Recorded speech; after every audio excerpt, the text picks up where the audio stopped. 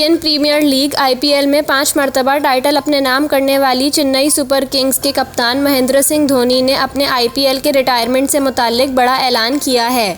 पीर को खेले गए फाइनल में MS धोनी की चेन्नई सुपर किंग्स ने गुजरात टाइटंस को सनसनीखेज मुकाबले के बाद 5 विकेटों से शिकस्त देकर 5वें मरतबा IPL ट्रॉफी उठा ली।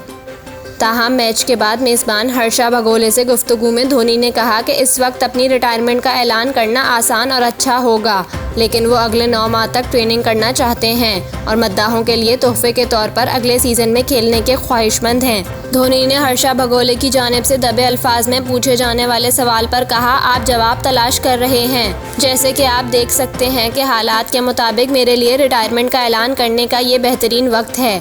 MS धोनी ने कहा, लेकिन इस साल मैं जहां भी रहा मुझे जितना प्यार और मोहब्बत लोगों की जानिब से मिली, मेरे ख्याल में मेरे लिए इन्हें शुक्रिया कहना आसान होगा, जबकि आइंदा 9 माह सख्त मेहनत ट्रेनिंग करके इनके लिए कम से कम एक और IPL का साल खेलना मुश्किल होगा।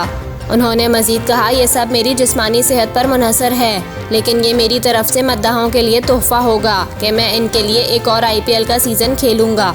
ये मेरे लिए बिल्कुल आसान नहीं, लेकिन ये मेरे फैंस के लिए तोहफ़ा होगा। वाज़ेह रहे कि MS धोनी IPL में सबसे कामयाब तरीन कप्तान माने जाते हैं। इनकी कप्तानी में टीम चेन्नई सुपर किंग्स 5 बार फातेह ठहरी, जबकि रोहित शर्मा की मुंबई इंडियंस भी 5 बार IPL का टाइटल अपने नाम कर चुकी है।